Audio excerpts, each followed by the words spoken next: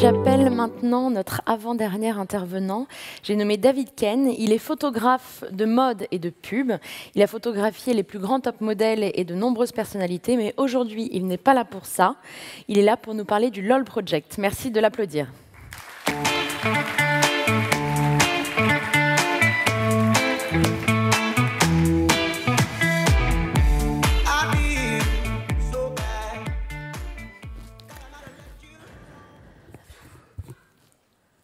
Déjà, on va essayer d'avoir l'image. Merci beaucoup. Alors bonjour à tous. Alors aujourd'hui, j'aimerais partager avec vous l'incroyable pouvoir de transmission du rire. Mais avant de commencer, j'ai une petite question qui va mettre de l'ambiance. De combien pensez-vous pouvoir réduire vos probabilités d'avoir un cancer en riant 10 minutes par jour? Je vous laisse réfléchir, la réponse viendra tout à l'heure. Mais une chose est sûre, en fait, comme l'a brillamment démontré Henri Rubinstein, qui est le père de la rigologie en France, le rire protège la vie. Je vais le citer. Il est bon pour la santé physique, ça tout le monde le sait, psychique. Le rire protège des effets du stress, favorise la communication, soude un groupe, et surtout renforce les liens. Alors, saviez-vous que chez les Indiens d'Amérique du Nord, ils avaient déjà des clowns guérisseurs. Des clowns guérisseurs qui, en fait, essayaient de faire rire périodiquement les membres de la tribu, qu'ils pensaient atteints de chamans, de quelque chose de bizarre, mais en les faisant rire, ils pensaient que la maladie allait partir. Alors, vous l'avez déjà tous compris, je ne suis pas un Indien d'Amérique du Nord. Je m'appelle donc David Ken, je suis photographe, utopiste positif et résolument optimiste.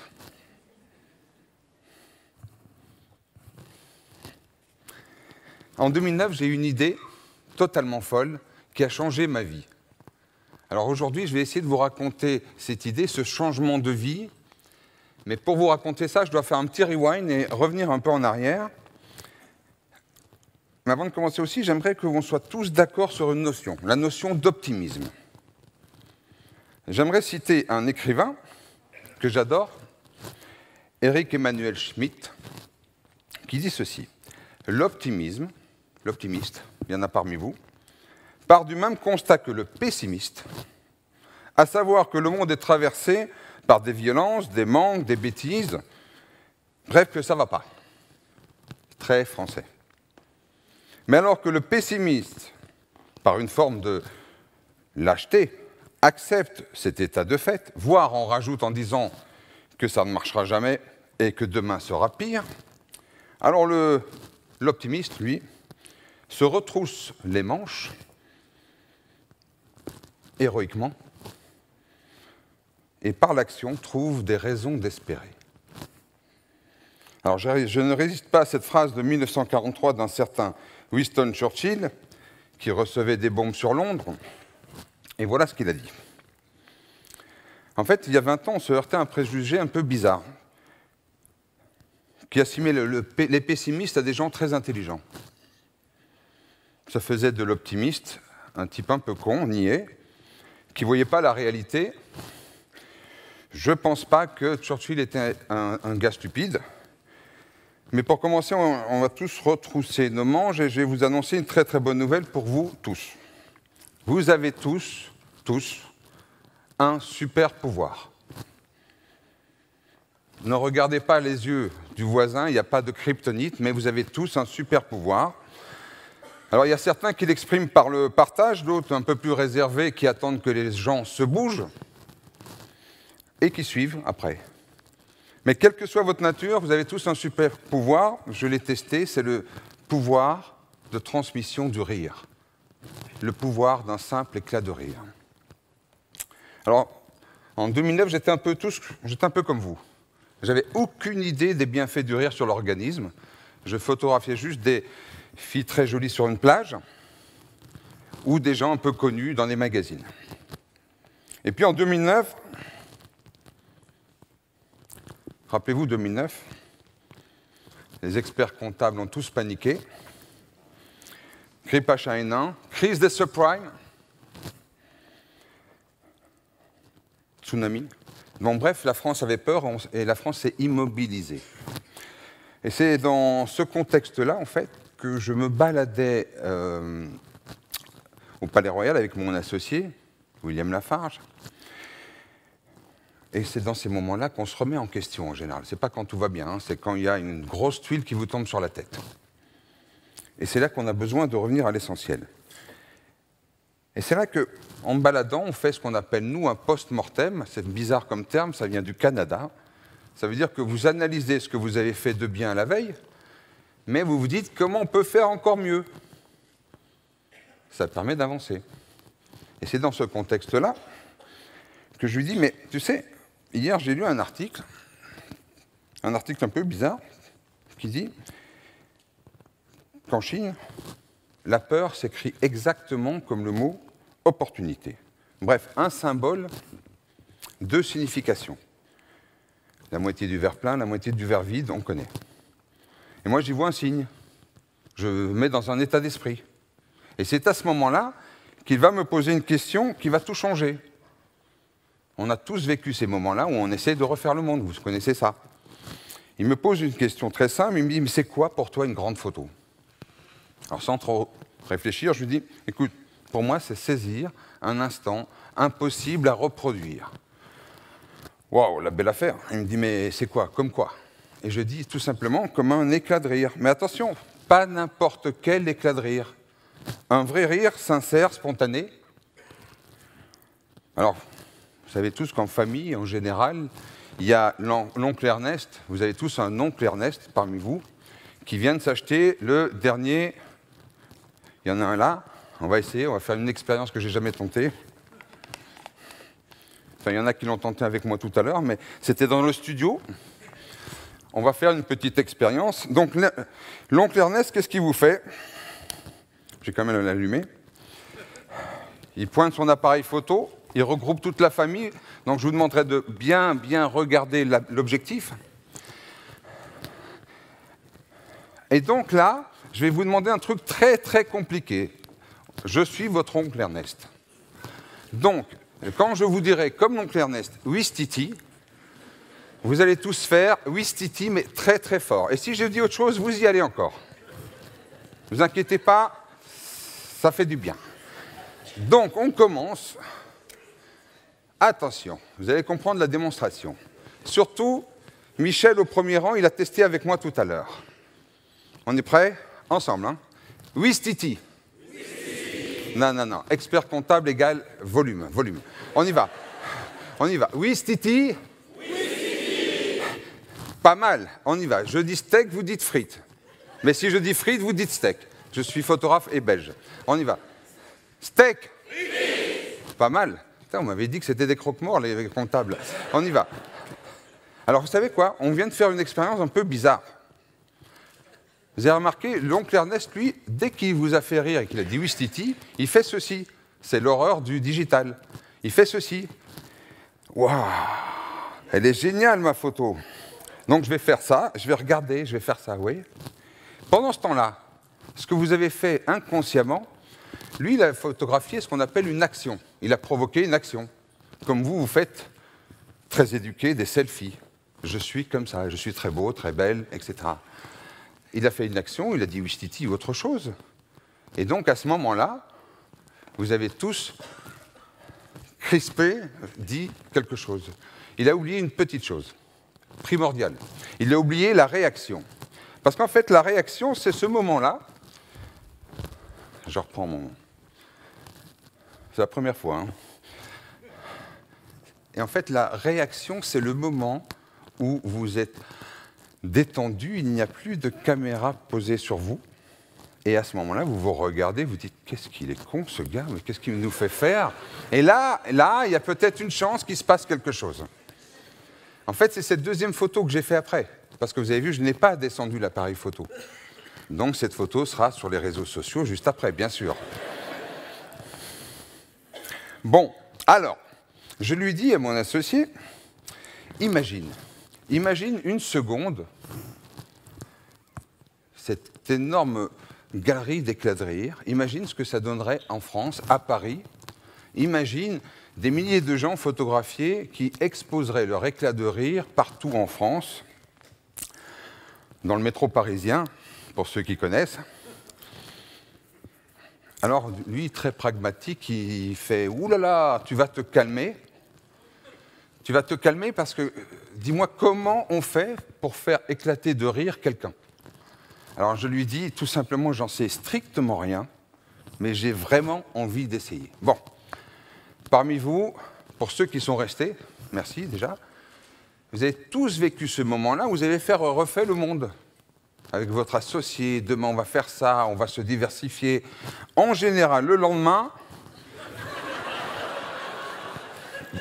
il ne se passe rien. Mais alors cette nuit-là, je me suis posé des vraies questions. Je me suis dit, mais comment je vais faire pour faire exploser de rire des gens? Parce que le portrait est un art un peu difficile quand même. Et spontané, surtout pas crispé, ce que vous avez fait tout à l'heure. Et le lendemain, j'ai créé le premier studio LOL, ce que j'ai appelé la LOL Box. Alors, il a une particularité, pour ceux qui sont venus ce matin, c'est un studio un peu fermé, on est en one-to-one, face-to-face, comme on dit en anglais, j'adore faire mon Van Damme, mais en attendant, on est face à face. Parfois à deux, devant moi, en duo ou en solo, mais au moins, avec votre stress que j'essaye d'utiliser, il se passe des choses à l'intérieur que je ne vais pas vous dévoiler. On ne dit pas que Jon Snow meurt à l'épisode 39 de Game of Thrones, donc je ne vais pas vous raconter toute l'histoire. Néanmoins, j'ai appelé des copains, j'ai testé, et c'est là que j'ai fait des rencontres. Normalement, il y a plein d'images là. Bref, beaucoup de rencontres avec des people, voilà. Et surtout, avec une valeur commune, la bienveillance. Parce que, bien entendu, lorsqu'on lâche prise, lorsqu'on éclate de rire, on peut tous avoir l'air un peu stupide, et moi le premier. Donc le curseur est là. Quand je choisis une photo, j'essaie de choisir la photo comme si vous étiez mon frère, ma mère, Michel, mon oncle, et etc., etc. C'est-à-dire avec bienveillance, parce que vous les aimez. À ce moment-là, on peut avoir une chance, parce qu'on a lâché prise, de revenir un petit peu en arrière et d'aller au bout de quelque chose de non convenu. Alors, ce n'est pas prévu, mais je vais vous raconter une petite anecdote, puisque j'ai vraiment beaucoup de temps là devant moi. Je vous raconte l'anecdote de Jacques. Alors, Jacques, ils ont pris du temps quand même. Hein. Donc, Jacques vient dans mon studio tout au début de Le Project, et il était très déçu parce qu'il venait de se faire virer. Bon, on peut être déçu. Il me dit, j'ai pas trop envie de rire hein, quand même. Et je lui dis, mais tu fais quoi dans la vie? Je ne suis pas expert comptable, je travaille dans la RH. Alors je lui dis, bon, ok, 5 minutes après, je lui dis, mais viens, quand même, t'es venu, viens dans le studio. On se parle, et puis Jacques, 5 minutes plus tard, éclate de rire. Alors l'histoire pourrait s'arrêter là, ça fait un lol de plus. Pas du tout. Jacques s'en va, et je lui dis, écoute, tu sais ce que tu vas faire? Tu vas mettre cette photo-là, cette photo en plein lâcher-prise, cette photo qui montre qui tu es vraiment, sur ton CV. Il me dit, oui, c'est un peu chaud quand même, hein, DRH. Bon, 2-3 mois se passent, je continue à faire des photos un peu partout en France. Un coup de fil, c'est Jacques. Et Jacques me dit, David, je sors d'un rendez-vous d'embauche. Et je voulais que tu sois le premier. Je dis, bon, génial, quoi? Qu'est-ce qui se passe? Écoute, j'ai montré mon CV, et je suis arrivé, et je ne sais pas pourquoi, ils m'ont tous posé la même question. Pourquoi vous avez mis cette photo-là? Et il y a eu 1 heure d'entretien, il m'a dit, on a passé 55 minutes sur le LOL Project. Pourquoi? Parce que tout simplement, il avait assumé son être perso, interne. Qu'est-ce que le recruteur a vu? Il a vu un type qui ose. Donc l'idée, c'est d'oser dans la vie. Bon, c'était pas prévu, je repasse à la suite. Mais ça m'est venu en tête. Alors, ah oui, je voulais vous parler de ça aussi, tiens. L'autre jour, il y a ma femme qui m'a posé une question un peu bizarre. C'est quoi ton plus grand fantasme? Donc je l'ai regardé un peu bizarre. Et ma réponse l'a un peu surpris. Je lui ai dit, écoute, moi ce que j'aimerais, c'est de pouvoir parler, comprendre toutes les langues. Et quelque part, le rire est un langage universel qui me va très très bien. Bon, alors l'histoire, cette histoire un peu folle, aurait pu s'arrêter là. Mais on est en 2010, j'aime bien vous raconter des histoires. Et là, il y a le président d'un grand groupe qui m'appelle, un vendredi soir tard, et qui me dit « Nous sommes en pleine restructuration, mes collaborateurs sont disséminés un peu partout en France, et je cherchais une idée pour les réunir, pour leur faire vivre une expérience commune. Alors, j'ai pas mal de mes collaborateurs qui sont passés dans votre LOLbox, qui ont vécu un grand moment. J'ai vu ces photos un peu sur les réseaux sociaux. Je vais y aller droit au but. Est-ce que vous avez une offre entreprise ? Je lui ai dit oui, bien sûr. En fait, vous avez déjà tous compris, j'avais absolument jamais imaginé de faire cette histoire-là dans une entreprise, parce que moi, je ne viens pas du tout de ce monde-là, comme on vous l'a déjà dit. Et c'est là que je me suis retrouvé avec des vrais humains. Ben vous. En fait, vous qui vous croisez tous les jours, qui vous rencontrez tous les jours, mais en fait, vous ne vous connaissez pas. J'ai un petit jeu très rapide, quand on rentre dans la LOLbox, et faites le jeu dès demain au boulot. Je dis, ah, vous vous connaissez vachement bien. Ouais, oui, oh là là, ça fait 12 ans qu'on bosse ensemble. Comment s'appelle son mari? Et là, il y a un blanc, hein, quand même, c'est... Voilà. Comment s'appelle son chat? Pour vous dire qu'on se croise, mais on ne se connaît pas. Mais je vous ai parlé d'une expérience qui a totalement changé ma vie. Donc maintenant, on revient à la réalité. Je parle d'une expérience vraiment incroyable. En fait, ça s'est passé à l'hôpital de Garches. Un jour, il y a Nadia, qui est secrétaire médicale, qui m'appelle et me dit « Écoutez, j'ai vu vos photos sur la toile. J'aimerais, est-ce qu'il est possible de prendre vos studios et l'emmener à l'hôpital de Garches, dans le service d'oncologie du docteur Delépine ?» Alors, je réfléchis pas trop.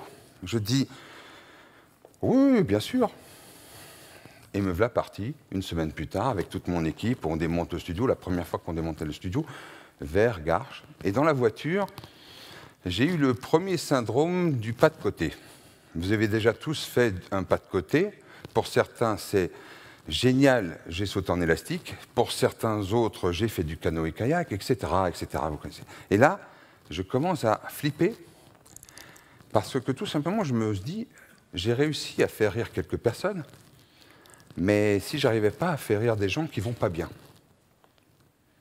qui ont un espoir. Et là, je fais donc mon pas de côté, et je fais évidemment, immédiatement après, un énorme pas en arrière. C'est ce que j'appelle la peur. En fait, je me sentais un peu comme le gars qui vient de plonger d'une falaise, même pas peur, parce que les copains, ils sont sautés. Et là, vous vous dites, merde, il y a quand même des rochers. Donc, vous ne pouvez pas remonter, vous ne pouvez même pas regarder en arrière, il faut y aller. Et là, le premier gars qui arrive s'appelle Jonathan. Alors, Jonathan, il est beau comme un acteur de ciné américain. Il s'approche de moi avec sa maman, Joël, et il me fait « J'adore vos photos, mais moi, j'ai pari depuis 2 ans. » Boum, la claque. Vous voyez, j'étais dans la voiture, c'est exactement ça que je redoutais. La pression, je prends une vraie claque. Et là, donc, je prends Jonathan par l'épaule, je l'amène dans la LOLbox. On se parle, on s'apprivoise, pour ceux qui ont vécu l'expérience. Et soudain, je sens qu'il rentre dans l'instant présent, ce fameux instant présent qu'il est si difficile d'avoir. Parce qu'on est tous avec des smartphones, des alertes, etc. Là, il est avec moi, il est dans une LOLbox. Et au bout de 2 minutes, il éclate de rire. Toute mon équipe me regarde comme ça, parce qu'au même moment, juste à côté, c'était une scène pareille, là, il y a sa maman Joël qui, elle, éclate en sanglots. C'est ce jour-là que moi j'ai compris tout simplement la puissance et le sens de ce projet. Alors j'y suis retourné très très souvent, hein, Garches, Necker, Béclair, etc. Et les médecins m'ont tous dit une chose, quand tu viens, qu'ils s'éclatent, on arrive à jauger, pour répondre à la question du début, on diminue de 30%. C'est pas rien, 30%. Vos probabilités d'avoir un cancer, si vous riez, 10 minutes par jour. 30%. Essayez d'imaginer. Et donc, j'arrive à Garches, et ils m'invitent dans ce qu'ils appellent leur club med. Ça ne s'invente pas. C'est une énorme pièce, qu'on dirait qu'elle a été décorée par Valérie Damido, d'ailleurs c'était le cas. Et au beau milieu, il y a toutes mes photos en mosaïque. En fait, je leur avais offert des photos. Ils avaient fait plein de mosaïques. Et là, je dis à Mélanie, une patiente, je dis, écoute Mel, pourquoi vous n'avez pas ramené ces photos chez vous pour les donner à vos parents, vos amis, les partager? Et là, elle me sort cette phrase, parce que ça nous fait du bien de voir nos amis de galère. Ça nous donne de la force. C'est ce jour-là que j'ai compris le sens d'un projet, le sens de la transmission du rire. On est en train de parler de transmission, il me semble. Hein. Alors évidemment, ça fait du bien à ceux qui rient, mais ça fait aussi du bien à ceux qui regardent les photos de gens qui rient. C'est un mécanisme assez étonnant, ce qu'on appelle un rire de rebond. J'ai appris ça après, parce que évidemment, je n'ai pas lu tout ce qu'il y avait à lire avant. C'était plutôt instinctif. Et là, je me suis mis à penser un truc de fou. Si je rencontrais 1000 experts comptables qui eux-mêmes doivent avoir au moins 10, 15, 20, 50 clients, j'étais en train de rêver, hein. Et si les entreprises offraient l'expérience LOL dans un hôpital de leur choix? Et si chaque salarié offrait, partageait, transmettait son éclat de rire à l'hôpital de son choix? C'est ce qu'on va faire ensemble. Parce que grâce à cette organisation, en fait, depuis maintenant 2009, j'inaugure des énormes mosaïques, 2 mètres sur 2, pour ceux qui ont déjà vu ces mosaïques dans les hôpitaux, où on voit tout simplement des soignés, des soignants et des gens comme vous, des gens qui ont partagé l'expérience. Et qu'est-ce que ça donne? Ça donne ce que Mélanie me disait. Ça nous fait du bien de voir les autres rire. Et je vous rassure, hein, on ira tous à l'hôpital un jour. Hein. Alors, soit pour une belle naissance, bravo, soit pour vous, soit pour quelqu'un d'autre. Donc, pensez un peu à ces gens-là. Alors, aujourd'hui, le LOL Project, c'est tout simplement la plus grande galerie d'éclats de rire au monde. Plus de 17 000 rencontres. Je ne veux pas dire éclats de rire, 17 000 rencontres. Tout à l'heure, j'en ai eu quelques-uns. Il y en a qui sont très bruyants. Mais c'était des moments fantastiques. C'est ce moment-là que je cherche. Alors, on me demande toujours, mais pourquoi tu continues? Parce que les objectifs du départ, c'était autour de 1000 portraits, avoir 10 000 fans sur Facebook. Mais pourquoi tu continues? La réponse, j'ai trouvé que ça à dire. Parce que ça me fait du bien de faire du bien, comme ça vous fait du bien de faire du bien. C'est un truc incroyable. Au début, vous vous dites, ouais, bon, je vais un peu faire ma BA. Alors faites votre BA. Vous allez voir une chose incroyable. Vous allez recevoir 10 fois plus que ce que vous allez donner. Un truc de fou. Alors, pour terminer, j'aimerais partager avec vous les 2 grandes choses que m'ont appris le LOL Project. Alors que je visais des objectifs dès le départ, j'ai découvert que le but, c'était le chemin. Donc si, dans votre entreprise, vous vous dites, un lundi matin, on va là-bas, vous allez viser, bien sûr, un objectif ou des objectifs. Appréciez vraiment le chemin. Ça veut dire ce moment où vous allez rencontrer des gens formidables. On ne se connaissait pas, hein, Michel, avant ce matin, etc. Donc, on rencontre des gens. Moi, c'est des opportunités incroyables que m'ont donné en tout cas, que m'a donné ce projet. Pardon. Alors, osez, soyez fous, soyez créatifs, Quand j'étais au Palais Royal, il y a 9 ans, et que j'étais en train de parler du LOL Project potentiel, j'avais aucune idée du fait que peut-être quelques années plus tard, j'allais exposer dans le métro parisien et que l'exposition serait vue par plus de 12 millions de personnes. Pour un photographe, c'est un peu fou, hein. Même quand je faisais du magazine Elle, etc., c'était tirage 200 000. Hein. Vous voyez un peu le ratio. Hein. Bref, dites-vous qu'au pire, ça marche. Avant de vous quitter, j'aimerais remercier surtout l'Ordre des experts et comptables de France. Alors c'est toujours marrant de dire merci à quelque chose, d'une entité un peu grande, vague, etc. Moi, je visualise Raphaël, par exemple. Parce que si je suis là, c'est qu'il y a des humains. Il y a Raphaël. Par exemple, au spot là-bas, il s'appelle Salah. Vous voyez ? Donc il y a des gens qui travaillent, il y a des gens qui font que vous êtes là aujourd'hui. À eux aussi, je voudrais dire merci. Merci à vous.